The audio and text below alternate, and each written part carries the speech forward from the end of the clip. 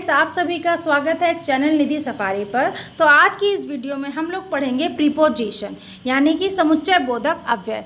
Preposition पढ़ने से पहले मैं यहाँ पे ये बताना चाहती हूँ कि अभी तक हम लोगों ने क्या क्या पढ़ चुके हैं। Noun, pronoun, verb, adverb, adjective, और अब हम लोग पढ़ रहे हैं प्रीपोजिशन। तो चलिए शुरू करते हैं। क्या है इसमें समझते हैं। हिंदी एवं अंग्रेजी शब्दकोशों के अनुसार प्रीपोजिशन विभक्ति की परिभाषा इस प्रकार है। क्या है समझिए।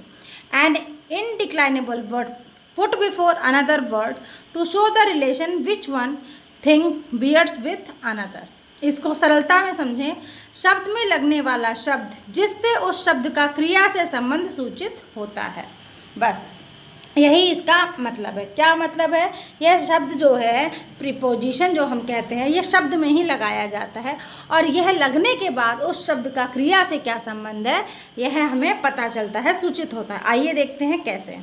हिंदी व्याकरण में केवल 7-8 प्रीपोजिशन विभक्तियों से काम चल जाता है। ये क्या क्या है? पेंसिल ले लें। ये क्या क्या है? को, से, में, पर, ने, के लिए इत्यादि। ठीक है।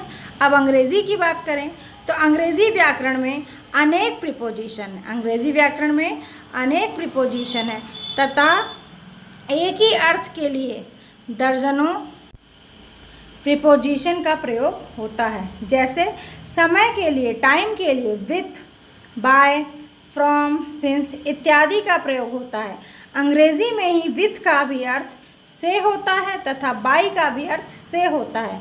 इन्हीं विशेषताओं को ध्यान में रखकर हम प्रीपोजिशन के नियमों एवं उपनियमों का उल्लेख यहाँ कर रहे हैं। तो सबसे पहले हम जानते हैं प्रीपोजिशन के प्रकार। क्या जानते हैं? प्रीपोजिशन के प्रकार। सबसे पहला इसमें आता है टाइम यानी कि समय बोधक। इसके लिए क्या क्या प्रीपोजिशन है आपकी? At, by, between, before, after, during, in, on, to, from, for, since, until, till इत्यादि। और उदाहरण है जैसे at 5 o'clock, on Monday, during winter. फिर आता है प्लेस या पोजीशन, स्थान या स्थिति बोधक। जैसे at, above, against, before, behind, in, on, over, under. जैसे at office, over the head, on the table, under a tree. Clear. फिर आपका आता है, थोड़ा सा ऊपर कर लेंगे, दिशा बोधक। क्या आता है? दिशा बोधक। दिशा बोधक में क्या क्या है? Above, into, to, on, towards, up, down. जैसे climbed up, jumped into river. ये सब आपका इसमें आता है। फिर आता है रिलेशन यानी कि संबंध बोधक। इसमें आपका आता है बिटवीन, अमंग, अमंगेस्ट। जैसे फ्रेंडशिप बिटवीन, यूनिटी अमंग। फिर आता है डेस्टिनेशन जिसे हम कहते हैं गंतव्य बोधक। इसमें आपका टू, फ्रॉम। जैसे इसको थोड़ा सा ऊपर कर लेंगे, going to market, going to market, coming from school. फिर आता है दशा या अवस्था बोधक, मीन्स स्टेट या कंडीशन। जैसे एट, इन, ऑन, अंडर। परंतु अवस्था में परिवर्तन का बोध कराने के लिए इनटू तथा टू का प्रयोग होता है। फिर आता है कॉज यानी कि कारण बोधक, फ्रॉम, फॉर, ऑफ, विथ। जैसे डाइड फ्रॉम, सिक, विथ आदि। अलग होने, सेपरेशन का बोध कराने के लिए क्या क्या यूज़ होता है उसे हम समझ लेते हैं। अलग होने, सेपरेशन का बोध कराने के लिए फ्रॉम, ऑफ का प्रयोग होता है। जैसे leaves from, jumped of, cut off. फिर आता है मेजरमेंट या स्टैंडर्ड यानी मापदंड या मानक बोधक।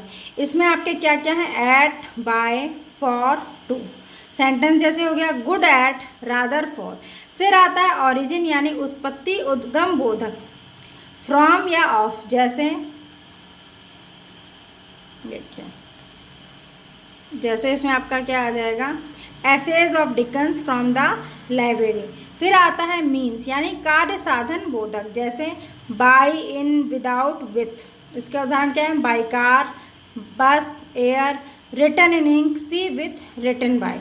उपरोक्त के अतिरिक्त अपवाद हैं जिसे हम कहते हैं एक्सेप्शन के बोध के लिए बट एवं एक्सेप्ट का, पक्ष विपक्ष यानी सपोर्ट और अपोजिशन के बोध के लिए फॉर या अगेंस्ट का ढंग, तरीका, मैनर के बोध के लिए,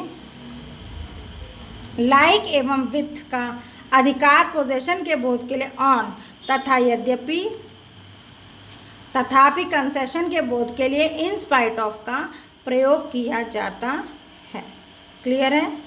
तो ये हमने अलग अलग जाने हैं प्रीपोजिशन और समझने की कोशिश की है कि ये प्रीपोजिशन एक्चुअली में कहाँ इस्तेमाल की जाती हैं। क्लियर? अब हम इनसे संबंधित रूल्स यानी नियमों को समझते हैं। वैसे तो हमने जितने भी प्रीपोजिशन इस्तेमाल होते हैं लगभग सबके बारे में थोड़ा सा इंट्रोडक्शन समझ लिया। अब उनको और अच्छे से गहराइयों में नियम के साथ समझते हैं।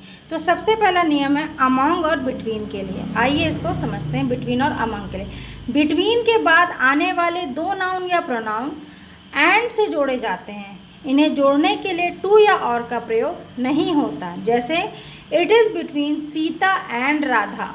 ठीक है। फिर है बिटवीन के बाद डिस्ट्रीब्यूटिव प्रोनाउन ईच और एवरी का प्रयोग नहीं हो सकता है, क्योंकि बिटवीन के बाद सदैव प्लूरल नाउन या प्रोनाउन आता है, जबकि ईच एवं एवरी क्या है? सिंगुलर प्रोनाउन है। जैसे it is between each boy, ये क्या हो जाएगा? अशुद्ध हो जाएगा। जबकि अगर हम बोलें it is between two boys तो क्या है? शुद्ध है। क्लियर? ये क्या है? अशुद्ध है। और it is between two boys शुद्ध है। बिटवीन के बाद आने वाले नाउन एवं प्रोनाउन सदैव ऑब्जेक्टिव केस में रहते हैं। जैसे it is between him and me, तो यहाँ पे मी के स्थान पर आई का प्रयोग क्या होता? अशुद्ध होता। क्लियर है? आगे बढ़ते हैं। बिटवीन का प्रयोग दो वस्तुओं या व्यक्तियों के साथ होता है। बिटवीन का प्रयोग दो वस्तुओं व्यक्तियों के साथ होता है। अमंग का प्रयोग दो से अधिक व्यक्तियों या वस्तुओं के साथ होता है। जैसे distribute the sweets between two boys, जब टू है तो क्या आया? बिटवीन आया। Distribute the sweets among all boys, तो ऑल है तो क्या आया है? अमंग आया है। क्लियर? आगे बढ़ते हैं। बिटवीन का प्रयोग दो से अधिक व्यक्तियों या वस्तुओं के लिए भी हो सकता है यदि इसमें परस्पर सहयोग और संबंध का भाव उत्पन्न होता हो। जैसे there is a treaty between 5 great powers. ठीक है? समझ में आ गया कि बिटवीन का प्रयोग दो या दो से अधिक व्यक्तियों या वस्तुओं के लिए भी हो सकता है यदि इसमें परस्पर सहयोग या संबंध का भाव उत्पन्न होता है तब। अब है रूल नंबर 2 अमंग और अमंगस्ट के लिए।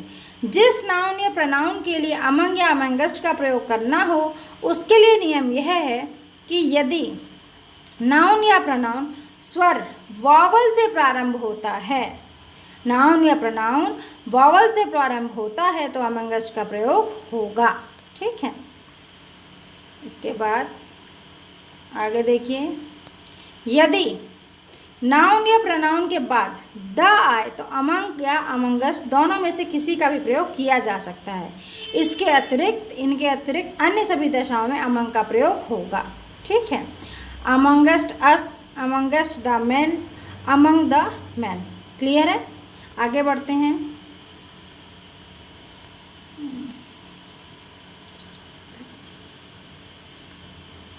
अब हमारा आता है रूल नंबर 3।